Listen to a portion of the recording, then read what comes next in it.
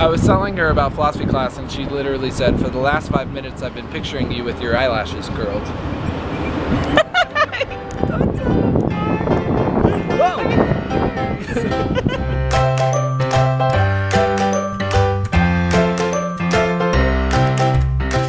Good morning and happy Wednesday, everybody. I am late going to class because I didn't have my first class this morning. I only have one class today, which is nice. But it's also not nice at the same time because I gotta go all the way down to Atlanta just for an hour and 15-minute class, but that's okay. But I wanted to show you, a lot of people don't believe me that it takes me like 20 seconds to do my hair in the morning. So I'm gonna show you my hair routine real quick. Alright, here it goes. Step 1 of doing the hair. Comb it to the side. 5 seconds. Less than that. Step 2, get my hair product onto my hand. Step 3, rub it into my hand. Step 4, rub it into the hair. I feel like I'm on like Food Network show, teaching you guys how to cook. Just rub it in, rub it in, rub it in. Get as much of it as possible. Spread it out as evenly as possible. Then, wash my hands off. I don't want all that sticky stuff all over my hands all day. And then, just comb it. Maybe this isn't 20 seconds, but it's definitely not like 10 minutes. It's like a minute tops. Just comb it up how I want it. Push it to the side and make sure the back isn't falling all over the place. And that's about it, folks. Hair is finished. Woo! Under 1 minute. You know, it's almost 1 o'clock in the afternoon, and the traffic gives me no hope for thinking that traffic ever ends in Atlanta. I was thinking, you know, 1 o'clock, it's past rush hour, it's like between rush hours. It's between the morning rush hour, between the nighttime rush hour. There should be no traffic, and yet there is, and lots of it. It never, ever ends, and I just don't get it. Why? Why is there always traffic? Like, are there just too many people driving? Is there too much construction? Are there too many cops pulling people over? Like, what is it? I don't get it.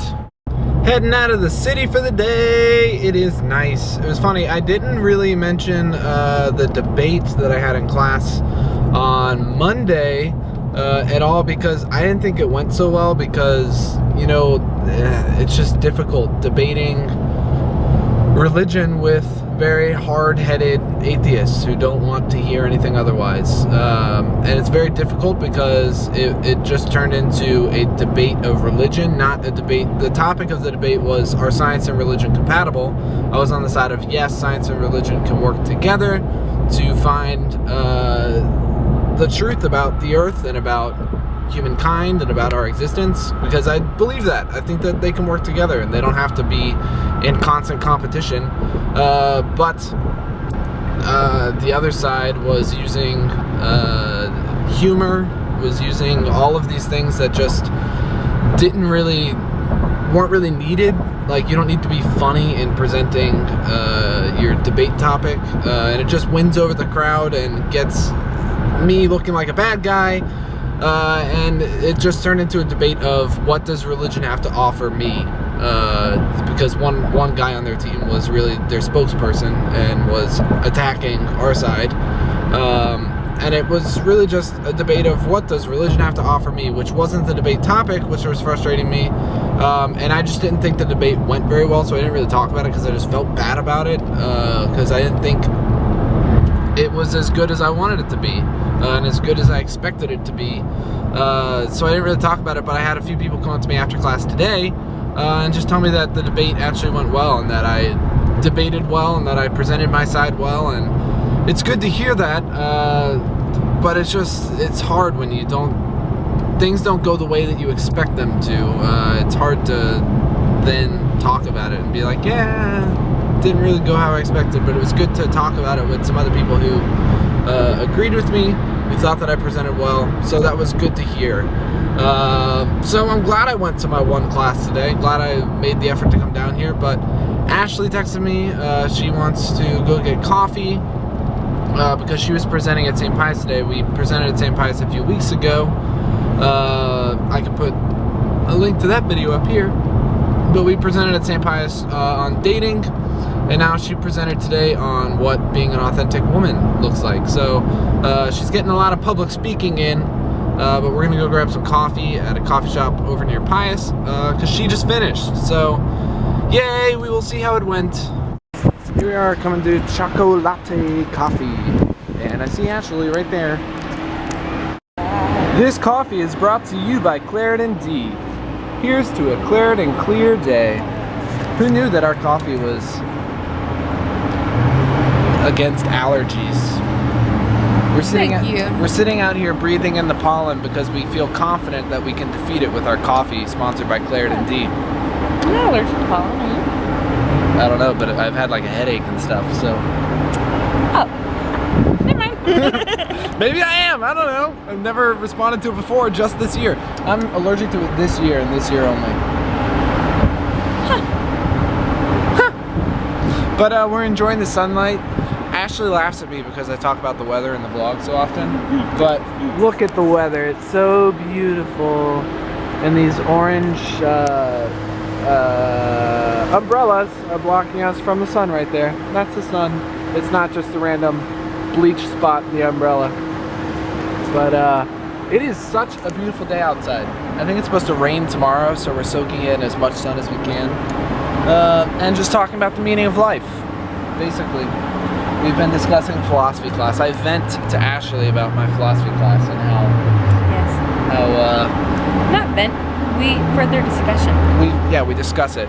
And meanwhile, as we're discussing philosophy, you think about what my eyelashes would look like curled. Maybe? I was telling her about philosophy class and she literally said, for the last 5 minutes I've been picturing you with your eyelashes curled. Don't tell the vloggers. Whoa! I mean the viewers. But look at this. Ooh, it did move a little. It stopped. Magic. But yeah, so that happened. I pulled out the vlog too late, but we were trying to get Ashley's gas tank open. If anyone knows how to fix a gas tank then, or like not a gas tank, but a gas. Release button. The release button right on the here, door I doesn't think. work, so it takes 2 people to open her gas. Or I just use a dog leash. She does have a dog leash handy here for doing it herself if she needs to, but if anyone knows how to fix that, that'd be great.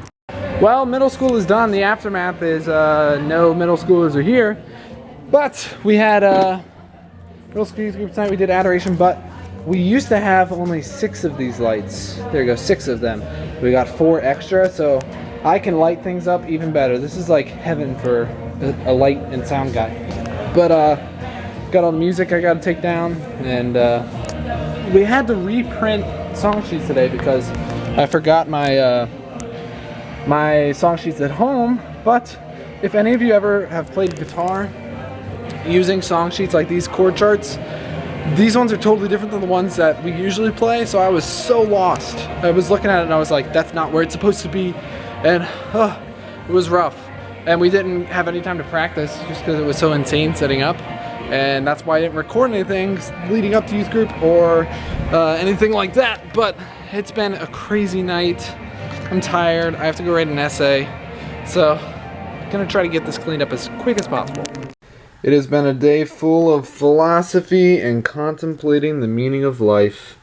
Just finished a nice 5-page rough draft of an essay due tomorrow for philosophy of death on what the meaning of life is. I may have discovered the meaning of life in these 5 pages. I've condensed it down to 5 pages of this is what I think it's meant to be. So after I actually finish, well, I'm finished with my rough draft. But once I get my rough draft back and I start formulating my final draft, I'll let you guys know what I actually think, because I want some comments on this before I actually start saying like this is what the meaning of life is, because someone might be like, you know what, you're a little flawed there, which usually happens in philosophy. It's usually like, you know, your logic is off because based off of blah blah blah blah blah blah blah blah blah blah blah blah blah, and then you're like, oh, thanks, let me just reformulate my entire argument. So, ready for that to happen, but my brain is fried from a day full of philosophy. I was telling my advisor the other day that I'm just tired of, not that I'm tired of philosophy, but it's a lot more work than my film classes are, which is sort of frustrating because film's my major, and I would think that my major would give me more work than the classes I'm taking that aren't my major, but it's going the opposite way. My minor is more work than my major is, so it's just a little frustrating. So I'm one class, well, I got to get through these 2 philosophy classes this semester, and then I'm one class away from being done with philosophy forever. Well, at least being done with studying philosophy forever, because let's face it, we all go through philosophy every single day, whether we know it or not. And these will hopefully help me to better formulate my ideas about life later on. But for people who don't think as deeply as I do on a daily level, and I really don't think about it that deeply, but I enjoy this stuff, like what's the meaning of life. It's interesting, but studying it for a long time can be very taxing. So I'm exhausted. Time for bed. Choose virtue. Choose life. So long for now. Maybe he thought it was Woodstock. Maybe he got the email and he was like, "Oh, I'm playing at Woodstock. I'll play." But then he found out that it was Wolfstock and he was like, "Oh, I can't."